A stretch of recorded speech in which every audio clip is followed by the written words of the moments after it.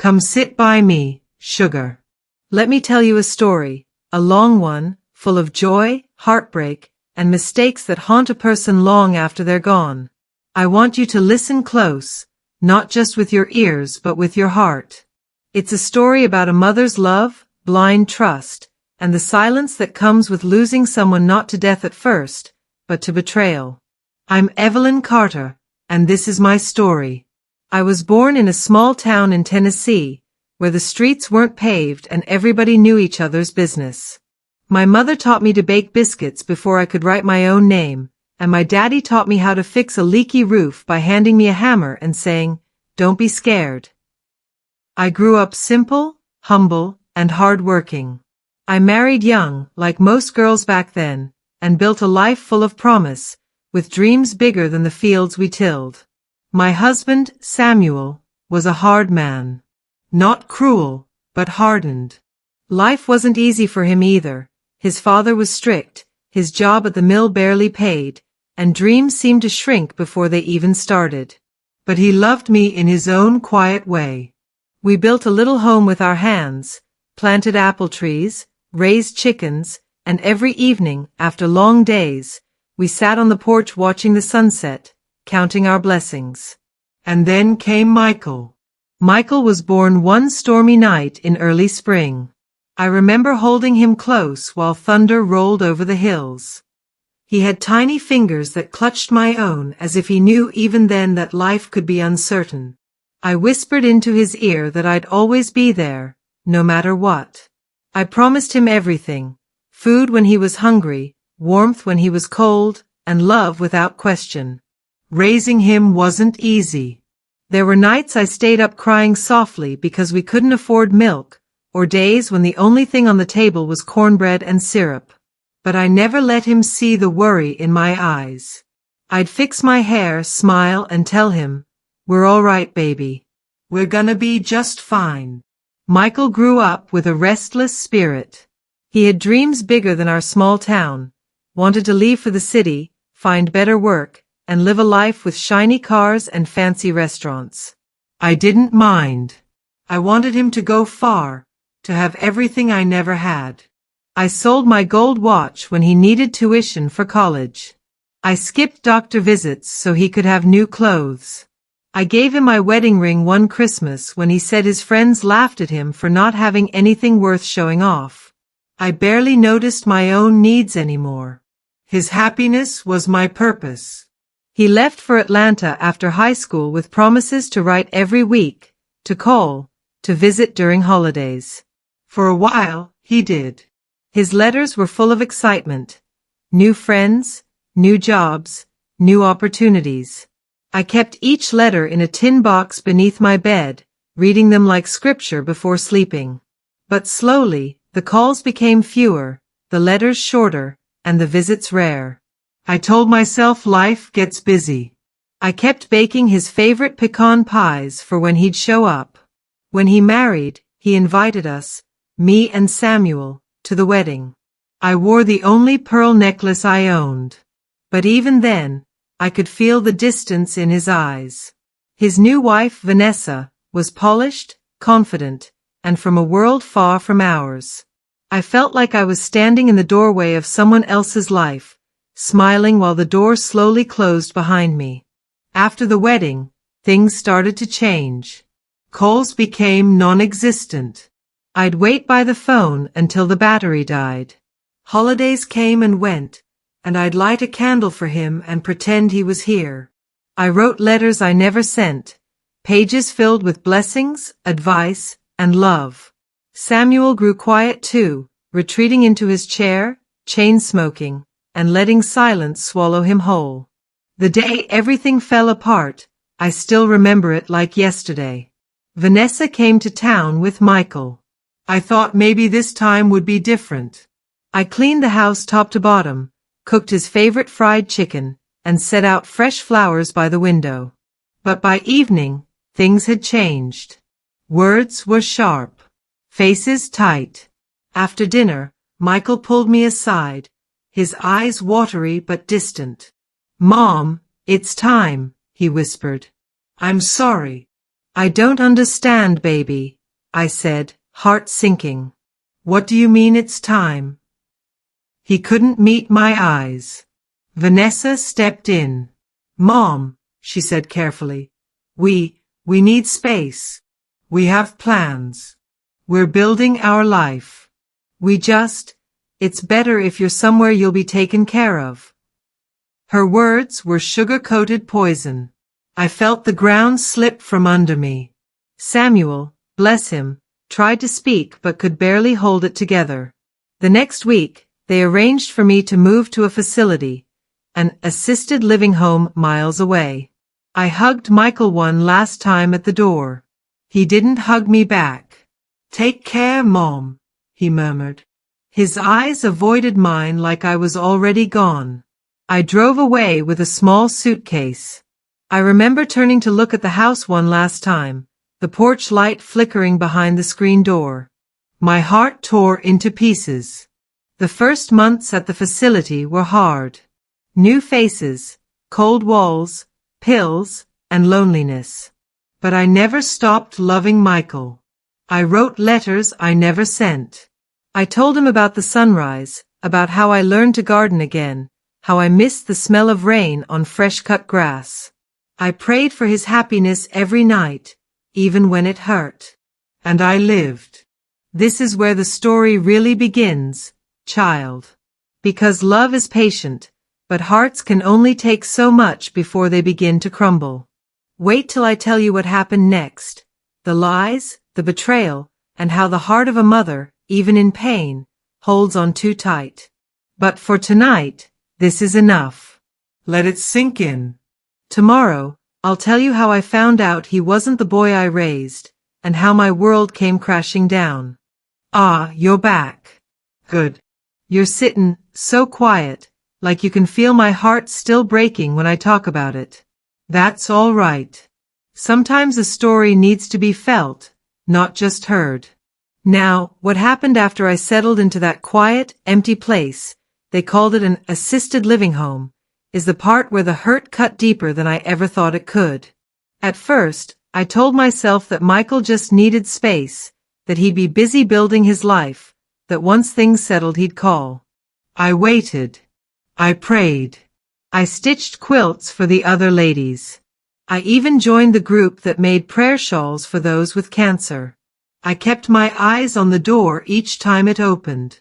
But days turned into weeks, and weeks into months. One afternoon, about 6 months after I moved in, the facility hosted a family event. They invited residents and their families to bring food, play music, and share stories. I dressed up in my best blue dress, the one with small white flowers stitched at the hem. I braided my hair and pinned it neatly. Maybe, just maybe, Michael would show up. I sat with the other ladies in the recreation room, the walls covered with cheerful paintings that didn't match the hollow feeling inside my chest. I watched the clock like a mother waits by a window on a cold winter's night. But no one came for me. That's when I overheard it. You see, in places like that, walls are thin, and secrets are never as hidden as people think. I was sitting near the hallway when I heard 2 nurses talking, soft at first, then growing louder as they assumed no one was listening. Did you see Mr. Carter's boy last week? One whispered. The one with that fancy car? The other replied. Yeah. His wife too. Didn't come for the family event. I hear they're doing real well, some business in the city. And the mom? The other nurse sighed. She's just here. My breath stopped. I clutched the armrest. Didn't you hear? He's barely calling. I even heard from the driver that he's building a new place with her, downtown. Real upscale. I froze. My ears burned. I wanted to get up, to run down that hallway, to scream his name. But something stopped me. Maybe pride. Maybe fear. Maybe love. That dangerous love that refuses to let go even when it's being stepped on. I turned back to the group, but my eyes glazed over. I smiled at them, nodded when they spoke, but I wasn't there. All I could see was Michael's face, the boy I kissed goodnight, the boy I whispered promises to when the storm raged outside. How could he? That night, I couldn't sleep. I stared at the ceiling and ran my fingers along the stitching on my blanket. My heart kept whispering, it's not true. Maybe it's a mistake. But somewhere deep down, I knew the truth had settled like dust, thick and suffocating. The next day, I asked the staff if they had seen him. One nurse hesitated, then told me softly, "We don't pry, ma'am. But it's probably best you focus on yourself." Focus on myself. How easy that sounds when you're not the one being abandoned. Weeks later, a letter arrived, not from Michael, but from someone else. A lawyer's office. Vanessa's name was in the letter. My hands shook so badly I nearly dropped it. The letter explained in cold, neat words that Michael and Vanessa had moved into a new home downtown, had cut ties with extended family, and that all financial matters regarding their old residence had been settled. No mention of me. No mention of Samuel. For the first time, I cried without holding it in. I cried until my pillow was soaked and my body trembled like the wind pushing at a windowpane. I felt foolish, heartbroken, and angry all at once. How could I have given everything? How could I have stood by and let my son walk away without a second thought? And it didn't stop there. One rainy afternoon, as I was sitting by the window, the doorbell rang. I opened it, expecting another volunteer, but instead there stood a man I barely recognized. He wore a suit too tight for his frame and had the smug look of someone used to getting what they want. He handed me an envelope and smiled. "For Mr. Carter's estate," he said. I opened it with trembling hands. It was a bank statement. Michael had closed all joint accounts, removed my name from titles, and redirected everything to his own control. I sat frozen, reading the neat black print that told me I no longer belonged in the life I had built. I folded the statement and sat for hours staring out the window, watching raindrops slide down the glass like tears. I didn't cry that day. I let the emptiness swallow me whole. Days turned into weeks. I stopped going to the common room. I stopped smiling at the other ladies. I stopped talking about Michael altogether. But deep inside, a fire was growing. Not the fire of hatred, but one that whispered, "You have been wronged. You cannot let this pass unnoticed." The next time someone asked me how I was, I smiled softly and said, "I'm fine." But I wasn't. That, my dear, is how I discovered the truth about my own flesh and blood. It's the kind of hurt that doesn't make noise. It just sits there, heavy and cold, waiting to be felt in the quietest moments. The worst part? I still loved him. But love can't shield you forever from betrayal. That's what broke me, and that's what I'll tell you next. Wait till you hear how it tore me apart and how I began to plan something I never thought possible. Come back tomorrow, and I'll tell you about the storm inside me that wouldn't let me rest, and how revenge planted its first seed. Ah, you came back. Good. I knew you would. A story like this, you can't just walk away from it. It's heavy. It's ugly. It cuts into the softest parts of your heart. But it's also real. Life isn't all sunshine and pretty words, darling. Sometimes it's pain wrapped in silence, and sometimes it's revenge that keeps you breathing. So, where was I? Oh yes, after that rain-soaked day when I found out my son had erased me from his life like I was some old photograph he no longer cared to look at. 4 days afterward, I sat by the window in silence. The other ladies would knock and offer soup, crossword puzzles, or church pamphlets, but I waved them off with a smile too tight to be kind. My eyes stayed fixed on the raindrops sliding down the glass, tracing crooked lines like broken promises. I would whisper to myself at night, "How could you do this, Michael? How could you turn your back on me?" But the anger only made me ache harder.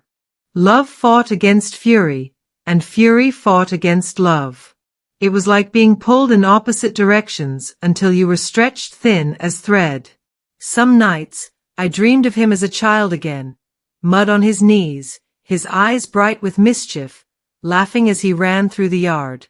I could see Samuel's face too, worried and gentle.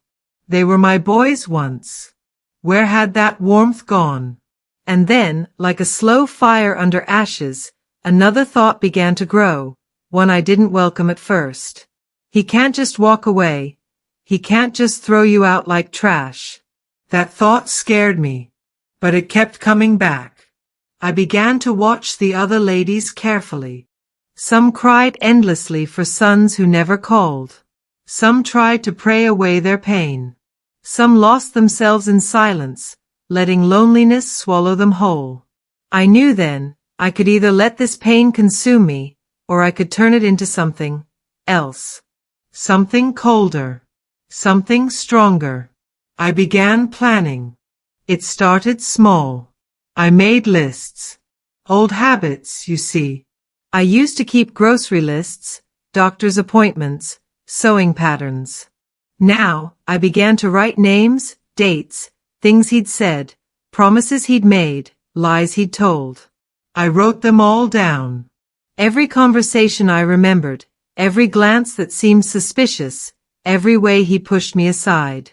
I also began writing letters to him, not to send, never to send, but just to pour it all out. One letter accused him of betrayal. Another told him how much he meant to me. A third one begged him to call. A fourth one warned him that actions have consequences. I'd write until my hand cramped, then crumple the page and start again. When I wasn't writing, I sat staring at the phone, wishing it would ring. But I knew it wouldn't. Then, one afternoon, I overheard something that set the fire ablaze. The staff was talking again. One of them mentioned seeing Michael at a fundraiser downtown. He was with Vanessa, dressed in sharp clothes, laughing with business partners. The nurse whispered, "He's been promoted. Big career move." I clenched my jaw until it ached. The same man who couldn't find time to call his mother had time to shake hands and sign papers for his next venture. That night, I couldn't sleep at all. I sat in the dark and stared at the wall until dawn. Then I did something I hadn't done in years. I prayed, not for him, but for justice. For balance. "Lord," I whispered into the silence, "give me the strength to stand tall. Give me the courage to face him, not as a weak mother begging for love, but as a woman who knows her worth." It was the first time I felt steady again. You might be wondering, what does a retired old lady do to take revenge on her own flesh and blood? Well, I'll tell you. It's not about hurting for the sake of hurting. It's about making him see, making him feel what he's done, not through fists or screaming, but through truth. I decided I'd do it in ways he never saw coming. I asked one of the staff, Miss Clara, for help. She was kind and trusted me, though I never told her everything. I asked her to help me collect old records, hospital bills, letters, photographs. She found receipts from when I paid for his school supplies, pictures of his graduation, and letters Samuel wrote before he died. These were the building blocks of what I needed. I also sent anonymous tips to people in his circle, letters dropped in mailboxes, emails to business partners, hints at charity events, that slowly revealed his neglect, his abandonment, and how he threw away the family that raised him. It wasn't slander, it was truth. I wanted him to see the reflection of himself. I knew I couldn't drag his name through the mud forever. The final strike had to come from a place where his conscience couldn't look away. I began writing a statement addressed to him directly, one I would release at the right time. It would speak of love betrayed, promises broken, and the weight of silence. I'd hand it to the press, or to his family, at the perfect moment. But let me be honest with you, it wasn't easy. There were days when I wanted to forgive him right then and there. I'd sit by the window and imagine him knocking, apologizing, tears in his eyes. I'd almost open the door. Other days, I fantasized about confronting him publicly, tearing apart his perfect life with words sharp enough to leave scars. I cried often. I whispered to Samuel's picture at night, "Help me, son. Give me the strength to see this through." Some nights, I thought of walking into his life, begging him to come home. But deep inside, I knew that wouldn't change him. Love without respect is a cage, and I wasn't going to step back inside. So I steeled myself. One evening, I sat with Miss Clara on the porch swing. The sky was deep purple, and the cicadas sang their eerie song. "Clara," I whispered, "do you think it's wrong, what I'm doing?" She squeezed my hand gently. "Ma'am," she said softly, "sometimes justice looks like revenge. Sometimes it looks like truth. Just make sure you don't lose yourself in it." Her words settled over me like a blanket. I realized then, I wasn't planning revenge because I wanted to hurt him. I was doing it because I deserved peace. I wanted him to face the life he built without me, and feel the emptiness he ignored. And so, I made my final vow. By the end of that night, I had everything ready. Letters stacked. Proof gathered. Statements rehearsed in my head like lines in a play. I whispered to the stars, "Let him come face to face with the truth. Let him see what love looks like when it's discarded." But here's the thing, darlin'. The hardest part of revenge isn't in planning or waiting. It's in holding back. You see, revenge demands patience. It's a test of strength. It's a battle between heart and mind. And that's where the next part of the story begins. Stay with me, because you won't believe how this all unfolded. You'll wonder if I chose forgiveness, or if I let the fire burn everything down. I'll tell you all about it next time. You're still here. Good. I knew you wouldn't stop. That means you care about the story. Or maybe you care about justice, or maybe you just want to see how far a heartbroken mother can go when love turns to fire. Whatever it is, you're in for it now. Let me tell you how it all came together. It started early in the morning, just before the sun cracked open the sky. I sat at my kitchen table, papers spread out before me like battle plans. I made sure everything was neat, no loose ends, no messy handwriting, no doubt about what I wanted to say. Each letter folded into an envelope, each photograph placed in order, each document dated and signed. I wore my best dress. Not out of vanity, but because I wanted to face him with dignity. No tears, no begging. Just the weight of truth. I remember the smell of coffee, the chill of dawn seeping through the windows, and the fluttering of birds outside like they, too, were waiting. By noon, I received a text message from Michael's assistant confirming that he'd attend the charity gala that night. Perfect. That evening, I sat quietly at home, watching the clock tick away each minute. My hands shook, but I kept them steady, gripping the letter addressed to him with every breath. When the hour came, I left my apartment slowly, carrying nothing but a clutch with essentials and the sealed envelope that would change everything. The ballroom was glittering. Crystal chandeliers hanging like stars from the ceiling, waiters swirling with glasses, laughter filling the air like perfume. I felt out of place, but I wore it like armor. No one would guess that the quiet, composed elderly woman in the corner was about to dismantle a man's carefully built life. Michael entered later with his new wife, Vanessa. She looked radiant, too perfect, like the kind of woman who smiles but never lets her guard down. I sat at the bar and watched him through the haze of chatter and clinking glasses. He laughed. He shook hands. He posed for photographs. The arrogance in his posture, it stabbed at me. But I stayed calm. After dinner, the organizers began announcing awards. Michael's name was called as Executive of the Year. He strode to the stage with a smug smile that wouldn't fade. That's when I stood. I don't know what made me do it. I just knew it was time. I walked toward the stage with steady steps, clutching the envelope like a dagger. Security moved toward me, but I raised my hand gently.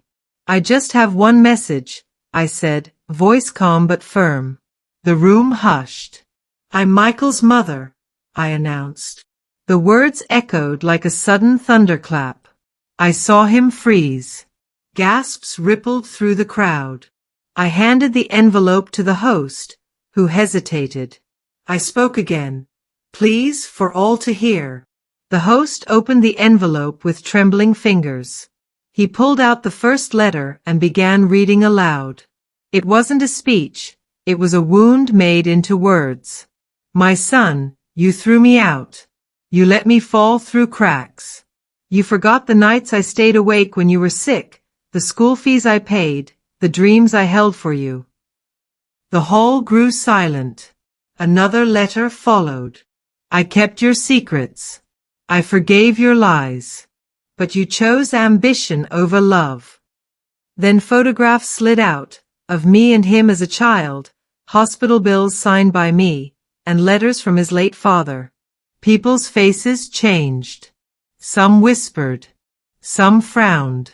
I didn't flinch. Michael stood frozen, color draining from his face like the blood had been pulled away. I whispered to myself, you wanted to forget me? Now remember. I wasn't done. After the reading, I requested the microphone. Michael, I said softly, but loud enough for everyone to hear. I wrote something else. Something only you will understand. The room held its breath. I recited a final letter, one I had written just days before. You can build towers, sign contracts, and win awards. But without family, you will always walk alone. You cannot outrun the love you cast aside. The silence afterward was unbearable. Michael's hands shook. His wife gripped his arm, her eyes searching his face. He looked like a man who'd fallen through a trapdoor and now stood staring into darkness. The night wasn't over. Within hours, the press began covering the event. Anonymous tips sent weeks earlier began surfacing online. Photos, documents, and recordings of Michael's coldness toward his mother flooded social media. I watched from home the next day as news anchors debated family responsibility, corporate greed, and abandonment. I didn't need to tell anyone who sent them. The truth spoke for itself. A week later, Michael came to my door. He didn't ring the bell. He stood there silently until I opened it. His eyes were red-rimmed, his jaw tight. He looked years older. Mom, he whispered. For a second, I wanted to melt, to run to him, to cradle him as I had when he was a boy. But I held his gaze. I let him stand there. I'm sorry, he stammered. I made a mistake. I nodded slowly. I hope you find peace, I said quietly. And I closed the door. After he left, I sat by the window once more. Was it enough? Would it teach him the value of family? Or had I just deepened his wound? I didn't know. But I did know one thing. I had faced my fear. I had stood tall. I had no regrets. And sometimes that's all a person needs. There you have it, the heart of the revenge. It's not about knives and schemes. It's about the strength to face pain and turn it into power. It's about holding on to dignity when love shatters, and making the ones who hurt you look in the mirror until they see what they've become. Stay with me, and I'll tell you what came next, whether revenge brought peace or only more shadows. You're still listening. I'm glad. It means this story touched something inside you. Maybe you've known someone like Michael. Maybe you've been hurt. Or maybe you've learned that sometimes the hardest battles aren't fought with fists, but with forgiveness and strength. Now, let me tell you what happened after that night. The revenge had been carried out. The world had seen him for what he was. But that's not where the story ends. The days following the gala felt surreal. At first, I stayed quiet. No social media, no interviews. I wanted to feel the silence, the calm after the noise. The newspapers printed stories about the executive scandal, abandoned parents, and corporate morality. Some praised me. Some criticized me. But I didn't care. What mattered was that I slept peacefully that week. For the first time in years, I woke up without fear, without anxiety gnawing at my chest. I sat with my morning coffee, stared out the window, and felt free. But freedom doesn't erase love. Every afternoon, I'd sit with a stack of paper and write letters to Michael. I never sent them. Sometimes they were angry. Sometimes full of love. Sometimes just blank. One day I wrote, "Son, I forgive you. I never wanted to hurt you. I only wanted you to remember that love is not a burden to cast aside, but a seed that must be nurtured." I folded the paper, slid it into my journal, and smiled. I realized forgiveness isn't something you give someone else, it's something you give yourself. A few months later, he sent me a bouquet of lilies with a note. "I don't deserve your forgiveness, but I hope someday I can earn it. I'm trying to be better." I didn't respond immediately, but I kept the flowers. A year later, he called. His voice was soft, broken. "Mom, are you okay?" I breathed in deeply and said, "I am." I didn't promise anything more. Redemption isn't a switch you flip overnight. It's a path you walk slowly, stumbling through regret and learning from it. People think revenge is about hurting someone as much as they hurt you. But that's only half the truth. Revenge is really about reclaiming your power. It's about standing tall in the face of abandonment, silence, and betrayal. It's about saying, "I matter. My love mattered." For years, I let his neglect define me. But in the end, I chose to define myself. The pain didn't disappear. It never does.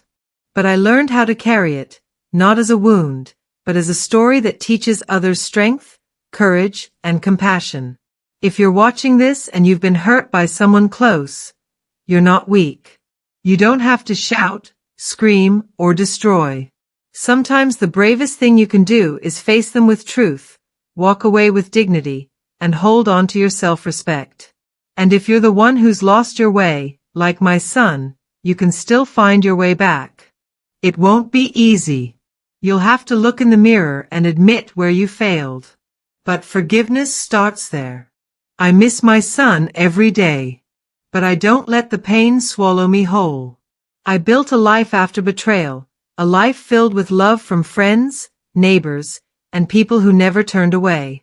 So if you're in the dark right now, remember, you have the power to write your own ending. You can choose how your story is told. You can choose love over bitterness, strength over shame, and peace over revenge. That's the lesson I've carried with me every day since. And that's the story I wanted to share. If this story touched your heart or gave you strength, don't forget to hit that subscribe button and turn on the notifications.